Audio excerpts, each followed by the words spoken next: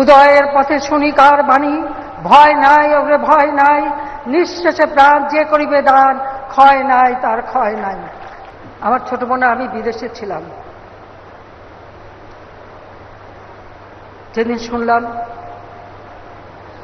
আমাদের কেউ নেই, বাবা মা ভাই সবাইকে নির্মমভাবে হত্যা করা হয়েছে। আমার মা বেগম ফজিলাতুন্নেসা, আমার ছোট 3 ভাই, মুক্তিযোদ্ধা ক্যাপ্টেন শেখ কামাল, মুক্তিযোদ্ধা লেফটেন্যান্ট শেখ জামাল। আমার ছোট্ট ভাইটি বয়স মাত্র 10 বছর, রাফেল, সেই শিশুটিও রেহাই পায়নি। কামাল জামালের নবপরিণীত বধূ সুলতানা এবং পারভিন জামাল বলছেন, মাত্র কিছুদিন আগেই তাদের বিয়ে হয়। তাদের হাতে মেহেদির রং তখনও মুছেনি, কিন্তু তাদের বুকের রক্তে সেই মেহেদির রং ঢেকে যায়।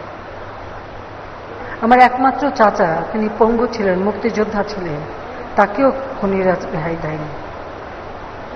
যুবনেতা শেখ ফজলত মনি মুক্তিযোদ্ধা এবং তার অন্তঃসত্ত্বা স্ত্রী আরজুমনি, কৃষক নেতা আব্দুর রাফ সানিয়াবাগ, তার 13 বছর মেয়ে বেবি, 10 বছরের ছেলে আরিফ, 4 বছর নাতি সুকান্ত, তাদেরকেও নির্মমভাবে হত্যা করে গুলির আঘাতে।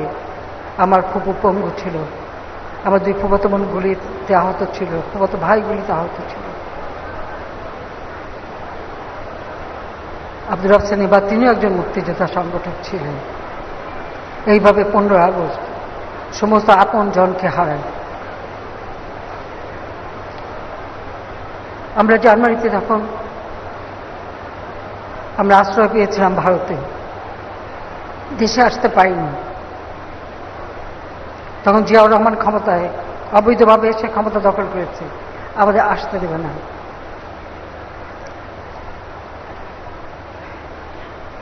(1981 সাল আওয়ামী লীগের সম্মেলন, কারণ 15 আগস্টের পরে সমস্ত রাজনৈতিক দল প্রায় নিষিদ্ধ ছিল, এরপর রাজনৈতিক দল গঠন হয়।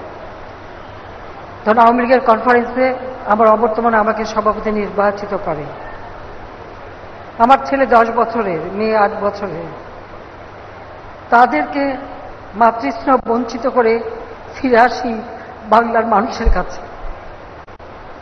আমার জীবনে কোনো চাওয়া পাওয়া ছিল না, আমার একটাই লক্ষ্য ছিল, যে জাতির জন্য আমার বাবা জীবন দিয়ে গেছেন, যে জাতিকে ভালোবেসেছেন, তিনি আমাদের থেকেও বেশি। বছরের পর বছর কারাগারে অসুস্থ থেকেছেন, সেবা করার লোক নেই, ওই কারাগারে খাবার, এটা একবার না বারবার। এমনকি আগরতলা ষড়যন্ত্র মামলা দিয়েও 1968 সালে যখন ক্যান্টনমেন্টে বন্দি রাখে, আমরা জানতেই পাইনি 4-5 মাস যে কোথায় আছেন, বেঁচে আছেন কিনা।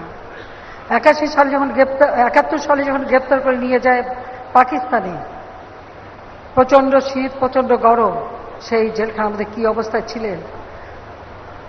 আমার বাবা বঙ্গবন্ধু শেখ মুজিব কখনো তার নিজের কষ্টের কথা বলেননি, বারবার জিজ্ঞেস করেছি, শুধু একটা কথাই বলেছেন, তোরা শুনিস না, শুনলে সহ্য করতে পারবি না। তিনি আমাদেরকে তার কষ্টের কথা বলেন। যে জাতিকে ভালোবেসে এত আত্মত্যাগ করেছেন, তাকেই নির্মমভাবে হত্যা করা হলো। আর আমরা 2 বোন এতিম হয়ে বিদেশে রিফিউজি হিসেবে আমাদের থাকতে হলো, নিজেদের নামটাও ব্যবহার করতে পারিনি। আপনাদের মনে আছে, এখানে দাঁড়িয়ে তিনি বলেছিলেন যে মানুষ রক্ত দিয়ে স্বাধীনতা এনেছে, বঙ্গবন্ধু শেখ মুজিব বলেছে রক্ত ঋণ শোধ করবেন নিজের রক্ত দিয়ে। তিনি তো কিছু নিয়ে যাননি, কোনো তো কাফন দাফনও না, কিছুই নিয়ে যাননি। তিনি তার রক্ত ঋণ শোধ করে গেছেন। আমার বাবা প্রায় রবীন্দ্রনাথের এই কবিতাটা তিনি সবসময় উচ্চারণ করতেন।